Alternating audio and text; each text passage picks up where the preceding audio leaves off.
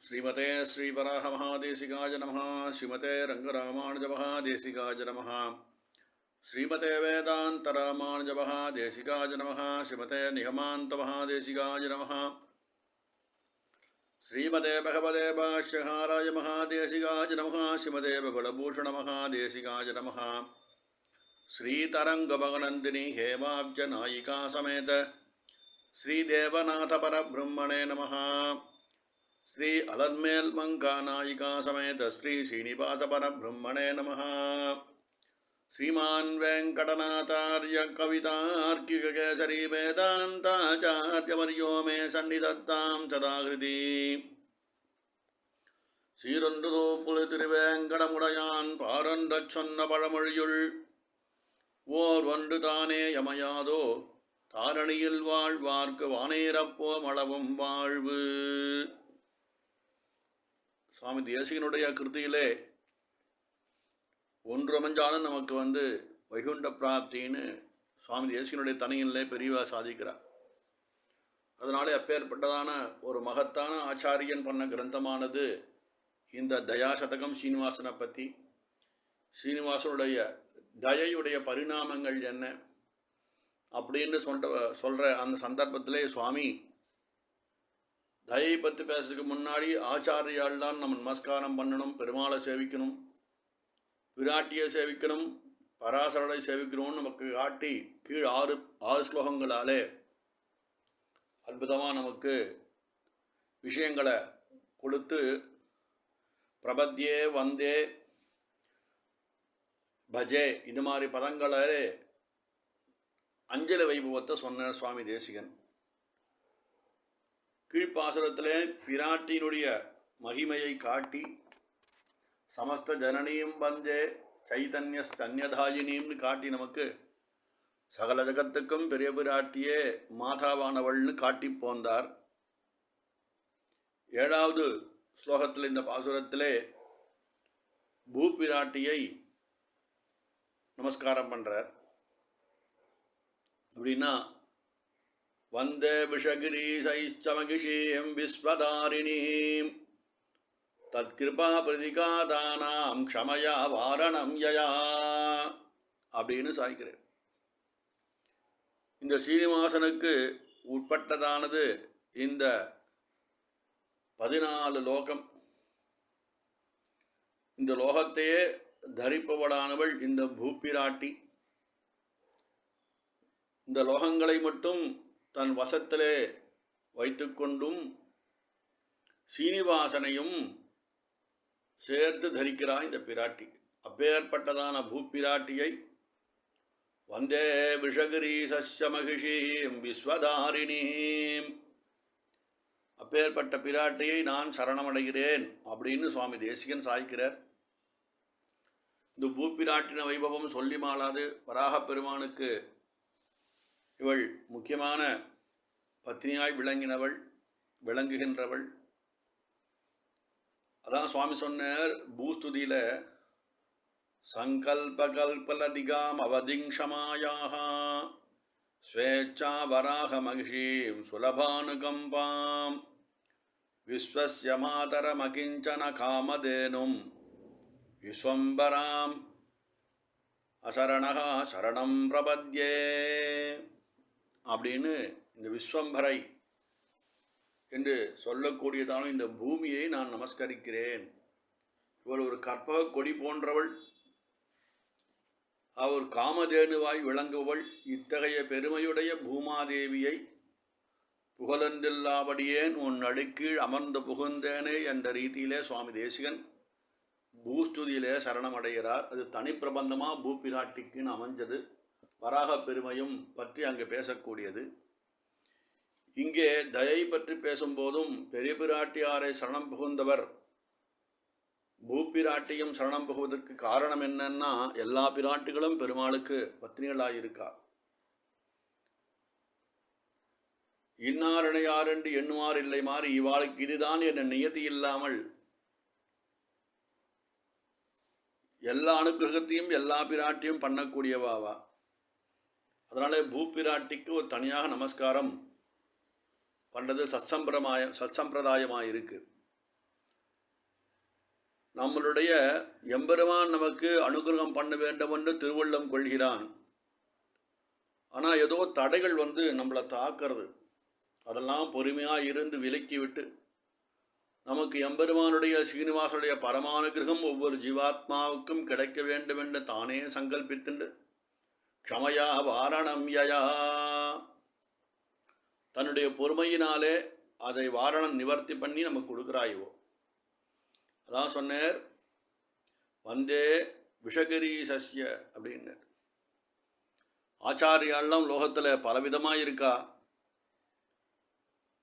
உபநயனம் ஆகும்போது திருத்தகப்பனார் அந்த குழந்தையோட மந்திரோபதேச ஆச்சாரியனாரர்.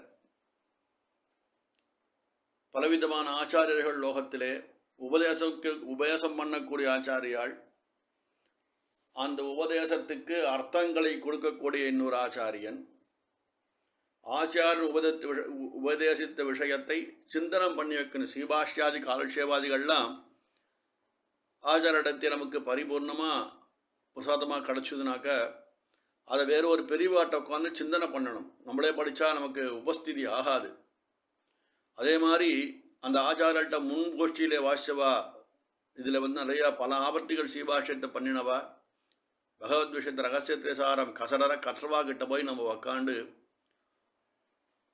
அடியன் ஆச்சாரியன்ட்டு காலக்ஷேபாச்சரியன் அவரோட புனः சிந்தனை பண்ணி வைக்கணும்னு பிரார்த்தனை பண்ணால் அவள் சிந்தனை பண்ணி வைப்பா. அவள் சிந்தனாச்சாரியன்னு பேர் ஆவா இருக்கு. இதோட மூலம் சந்தை சொல்கிறவா இருக்கா. வேதாத்தியனம் பண்ணுறது, திவ பிரபந்தம், ஆழ்வாடு திவ்ய சுக்திகளை அந்த 4400 தேசிக பிரபந்தம் உள்படம் கற்றுக்கொள்வது, சப்தகாண்ட கிருஷ்ணயஜுர்வேதத்தை குருமுகமாக பிராச்சீன ரீதியிலே அபியாசம் பண்ணுவது, இப்படி ஆச்சாரியால் இருக்கா. அனுஷ்டானம் சொல்லி தரத்துக்கு சில ஆச்சாரியால் இருக்கா. அந்த அனுஷ்டானம் எப்படின்னா சொல்லி கொடுக்க மாட்டா. அவள் அனுஷ்டானம் பண்ணுறதை பார்த்து நம்ம கற்றுக்கணும். அவெல்லாம் கண்ணுக்கு நேராக தெரியக்கூடிய ஆச்சாரியர்கள். இப்படி நிறைய ஆச்சாரியால் இருக்கா. எப்படி சத்சம்பிரதாயத்தில் சுவாமி ஆழ்வார்னா சுவாமி நம்மாழ்வாரை பொதுவாக சொல்லி அவர் அங்கியாகவும் இத்தனை ஆழ்வார்களை அந்த ஆழ்வாருடைய திருமேனியில் அங்கங்களாகவும் காட்டி, அங்கியான சுவாமி நம்மாழ்வார் திருவடியில் எந்த விதமான பக்தி நாம் செலுத்துகிறோமோ அதே பக்தியை அங்கங்களாக இருக்கக்கூடிய ஆழ்வார் திருவடியிலும் செலுத்த வேண்டும் என்பது நம்ம பெரியவா சொல்லி கொடுத்த சாஸ்திரம். அதே மாதிரி அநேக பத்னிகள் பெருமாளுக்கு இருக்கா. இப்படியாக 2வது ஸ்தானத்தில் இருக்கக்கூடிய தான் பெரிய பிராட்டியார் நமக்கெல்லாம் புருஷகார பூத்தியாக இருக்கான்னா அவளுக்கு அனுகூலமாக இருக்கக்கூடிய இதர பிராட்டிகளுக்கும் அதே சக்தி உள்ளது. அவளை திருவடியிலே நாம் எப்படி பக்தி செலுத்துகிறோமோ அதே ரீதியிலே பூப்பிராட்டிக்கும் பக்தி செலுத்த வேணும் என்பதை காட்டுறதுக்காக சுவாமி தேசிகன் தனியாக ஒரு வந்தனம் பண்ணுறார். பூப்பிராட்டி மேலே வந்தே விஷகிரீச மகிஷீம் விஸ்வதாரிணீம் அப்படின்னு ஆரம்பிக்கிறேன். எத்தனை விதமான தடங்கள் இருந்தாலும் க்ஷமையோடு பொறுமையோடு இருந்து அந்த தயாசித்தி சாம்ராஜ்யத்திலே பூப்பிராட்டி தானும் ஒரு பங்கெடுத்துண்டு நமக்கெல்லாம் அனுகூல போதையாக இருக்காள் அப்படின்னு. விஷகிரி திருமலைக்கு பெயரானது அந்த இது. அதுக்கு நாதனானவன் யாருன்னா ஸ்ரீனிவாசன் தான் நாதன். விஷம்னா இன்னொரு அர்த்தம் சொல்கிறா பெரியவா. தர்மம்னு ஒரு அர்த்தம் இருக்குன்னு பெரியவா சொல்லி கொடுக்குறா.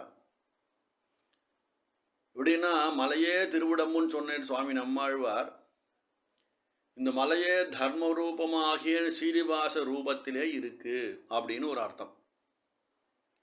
மகிஷீம் அப்படின்னா, மகிஷீம்னா என்ன, ஒரு பட்டத்து ராணி.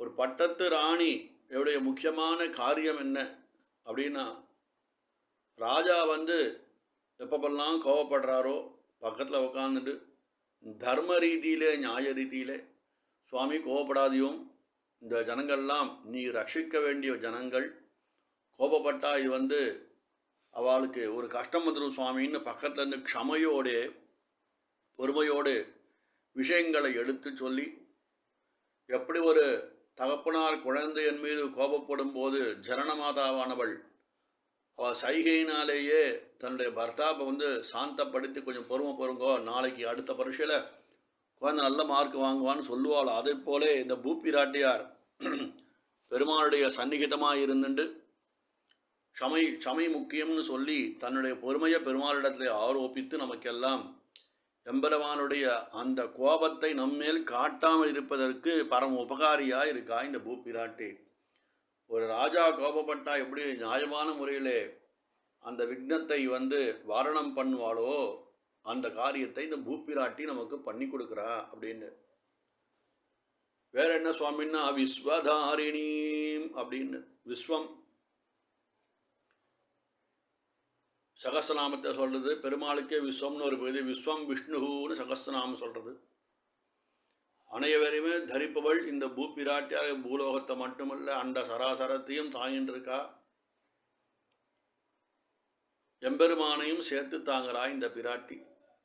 எம்பெருமான் இந்த ஜீவாத்மா பார்த்து நான் உன்னை க்ஷமிக்கிறேன், க்ஷமாமின்னு சொல்றதுக்கு முன்னாடி க்ஷமித்தேன்னு சொல்லுவாளாம் இந்த பிராட்டி. உன்னை நான் மன்னிக்கிறேன்டான்னா நான் மன்னிச்சுட்டேன்னு சொல்லுவாளாம் பூப்பிராட்டி. அப்பேற்பட்டதான ஒரு அவசரம் அனுகிரகம் பண்ணுறதில்ல. பெருமாளுக்கு முந்தி அனுகிரகம் பண்ணுறா. அதனால தான் 2வது ஸ்தானத்தில் ஆச்சார கோட்டியிலே தாயாரை நம்ம வச்சுன்னு இருக்கோம். எப்படி பிரகலாதாழ்வானுக்கு பிராணத்தை ஒரு ஹானி வந்தது தன்னுடைய தகப்பனாலே, மலையில தூக்கி வீசினான், யானை விட்டு மிதிக்க சொன்னான், பூமியில் வீசி கடாசும் போதெல்லாம் அந்த பூமியானவள் ஒரு தாமரை மாதிரி அந்த குழந்தைய அழகாக லாபகமாக எடுத்துகிட்டு போனாலே அது ரட்சிப்பது இந்த பூமியின் பூமியில் தான் அநேக சஸ்யங்கள்லாம் விரக்ஷங்கள்லாம் நமக்கு பலனை கொடுக்கறது, நல்ல காய்கனிகளை கொடுக்கறது, மூலிகையெல்லாம் இந்த பூமி தானே கொடுக்கறது நமக்கு. அதனாலே ரட்சிப்பது மாத்திரம்தான் இந்த பூமியினுடைய கனவை. ரொம்ப அதர்மமாக போச்சுன்னா பூகம் மழை பழக்கிறது இத்தியாதி விஷயங்கள்லாம் நடக்கும்போது என்ன அவளாலே அந்த க்ஷமையை தாங்க முடிய அவ்வளோ அதர்மம் போயிடுது. இருந்தாலும் அதெல்லாம் தாங்கிண்டு இந்த பூப்பிராட்டியானவள் நமக்கு அனுகிரகம் பண்றா. விஸ்வதாரிணி அப்படின்னு. தத் கிருபா பிரதிகாதானாம். எம்பெருமானுடைய கிருப்பைக்கு அவன் நமக்கு அனுகிரகம் பண்ணணும் என்று நினைக்கும் போது அநேக விதமான தடைகள் இந்த ஜீவாத்மா மேலே அவகிட்ட அந்த அனுகிரகம் வரதுக்கு முன்னாடி நிற்கிறது. என்னன்னா குவியலாக வருதுன்னா எம்பெருமானை விட்டு ஏன் பிரிந்திங்கோன்னு சுவாமி நம்மாழ்வார் திருவாய்மொழியில 3வது பத்திலே 9ஆம் தசகம் நன்னாதார் முருவலிப்ப நல்லுற்றார் கரைந்த அங்க எண்ணாரா துயர் விளக்கும் இவஜன்ன உலகையற்கை கண்ணாளா கடல் கடைந்தாய் உனகடற்கே வரும் பரிசு அப்படின்னு சாய்கிறார். அந்த பதிகத்தில் சொல்லும்போது எம்பெருமானே நீதானே இவாளை ரட்சிக்க வேண்டும், நீ கை விட்டுட்டியேன்னு பெருமாளை பார்த்து சுவாமி நம்மாழ்வார் கேட்குறார். பெருமாள் அதுக்கு உத்தரம் சாதிச்சாருது. என்னன்னா நான் அனுகிரகம் பண்ணணுன்னு தான் பார்க்குறேன் சுவாமி நம்மாழ்வார், ஆனால் அவள் கர்மா நான் பண்ணும் அனுகிரகத்தை தடுக்கிறது சுவாமி அவ்வளோ பாவம் பண்ணியிருக்கா சுவாமி, என் மேலத்தில் ஒரு விசுவாசம் இல்லாமல் இருக்கான், அவைஷ்ணவனாக இருக்கானே, நான் எப்படி பண்ண முடியும் அனுகிரகம்னு பெருமாள் ஆழ்வார்ட்ட திருப்பி உத்தரம் சாதிக்கிறேன். அப்போ வைஷ்ணவத்தம் வர வேண்டும் என்று 1 பதிகத்தை ஆழ்வார் தொடங்கி இந்த ஆதிநாதனை சேவிங்கோ உருவதாவதத்தேவம் எவ் உலகங்களும் மற்றும் தன்பால் மறுவில் மூர்த்தியோடத்து இத்தனையும் எந்த வண்ணம் நிற்கவே செறிவில் சென்னல் கரம்படோங்கு திருக்குறுகுரதனுள் குறியமான் உருவாகி நில் குடக்கூத்தனு காட்செய்வதே. குறியமான் வாமனாவதாரம் பண்ணவனும் குடக்கூத்தாடி கிருஷ்ணாவதாரம் பண்ணவனுடைய திருவடியை ஆசிரியங்கோள் நமக்கு நம்மாழ்வா சொல்லி கொடுத்தார். அப்போ எம்பெருமான் அனுகிரகம் பண்ணதுக்கு முன்னாடி நாம் செய்கின்ற பாபங்கள் எல்லாம் முன்னாடி நின்று இந்த ஜீவாத்மாவுக்கு எம்பெருமான் அனுகிரகம் வராதபடி தடுக்கிறது சுவாமி. அந்த தடுப்பை இந்த பூப்பிராட்டியார் என்ன பண்ணுறான்னாக்கா ஒரு காமதேனுவாக இருந்துன்னு அந்த விஷயங்களை தள்ளிட்டு நமக்கெல்லாம் அனுகிரகம் பண்ணுறதுக்கு உபகாரம் பண்ணுறார். இந்த ஜீவாத்மா என்ன பண்ணுறது, ஆவாரார் துணையென்று அலநீர் கடலுள் அழுந்தும் நாவாய் போல் நின்று நான் துலங்கன். ஒரு சமுத்திரத்தில் ஒரு படகு முழுக போகிறது, அந்த படகை ரட்சிப்பது யார், அந்த படகில் இருக்கக்கூடிய ஜீவர்களை ரட்சிப்பது யார் என்று ஒரு விஷயம் நடந்துட்டு இருக்கும்போது அலநீர் கடலுள் அழுந்தும் நாவாய் போல் பிறவி கடலுள் இந்த பிறவி சமுத்திரமான கடலில் ஜீவாத்மாக்கள்லாம் மூழ்கின்றிருக்கு. தேவார் கோலத்தொடும் திருச்சக்கரம் சங்கினொடும் அப்படி எம்பெருமான் சங்கசக்கரதாரியானன் வந்து ரட்சிக்கிறான். அவன் கூட வருவதர் திருச்சக்கரம் சங்கினோடும் சொல்லி அந்த பிராட்டி சகிதனான பெருமாள் வந்து ஜீவகளை ரட்சிக்கிறான்னு சொல்கிறா. அப்போது பிராட்டி சகிதனான பெருமாள் இந்த பூப்பிராட்டியான நம்ம பண்ண பாபங்கள் எல்லாம் க்ஷமை கொண்டு என்னென்ன குன்றனைய குற்றம் செய்யினும் குணங்கொள்ளும் என்று முதலாக என்னெஞ்ச என்னும் புறநரே ஆயிரம் பொன்னாழி கையான் திறனுரைய சிந்தித்திரு என்று ஆழ்வராதிகள் சாதித்து போந்தார்கள். இப்படி அடுத்து சொன்னார். எதனால? கிருபா மாத்திரம் நமக்கு வர பிரதிபந்தகங்களை தள்ளிட்டு தன் கிருபையினாலே அனுகிரகம் பண்ணுறா இந்த பூப்பிராட்டி.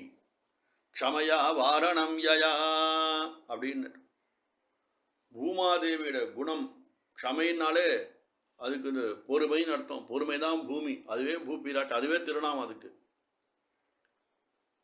அதாவது குற்றம் இல்லாமல் செய்து எம்பெருமானுடைய கடாட்சத்தை இலக்காக கொண்டு ஜீவாத்மா தள்ளுறது தான் இவருடைய கைங்கரியம்.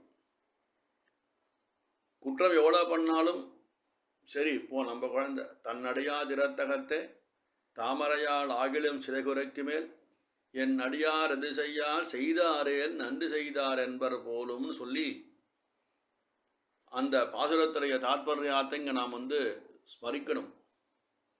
அதான் சொன்னார், இந்த பூப்பிராட்டிய ஸ்தோத்திரம் பண்ணுறதாலே நமக்கு என்ன கிடைக்கும் அப்படின்னு சொன்னார்.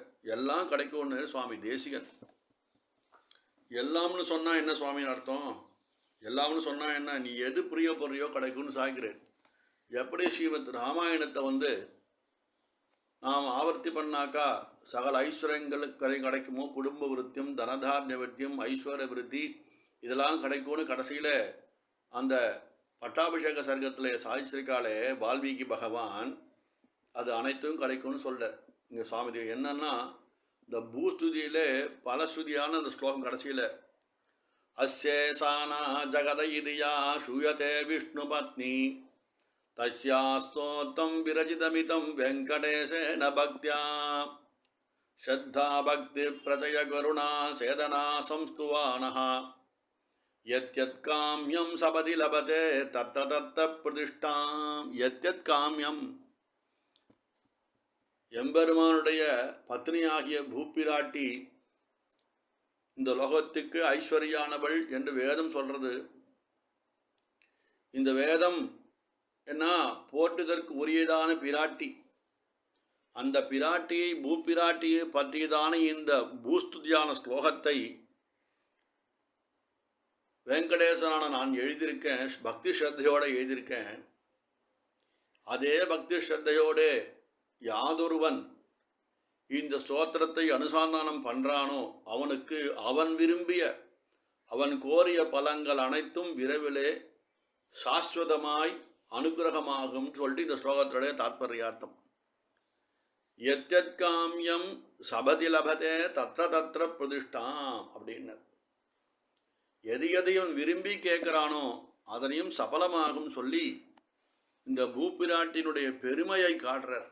இந்த கிரந்தத்தில் செவிச்சாலே கிடைக்கிறதுனா அந்த பூப்பிராட்டினுடைய ஜாயமான கட்டாட்சம் நமக்கு கிடச்சுடுத்துனாக்கா நம்மக்கிட்ட இல்லாத ஐஸ்வர்யம் லோகத்தில் எங்கேயும் இல்லை. அப்பேற்பட்டது ஐஸ்வர்யத்தை கொடுக்கக்கூடிய இந்த பூப்பிராட்டி. அதனாலே இவர் பண்ணுற கிரந்தம் தலை கட்ட வேண்டும். அதனாலே ஒவ்வொரு பிராட்டியாக நமஸ்காரம் பண்ணுறார்.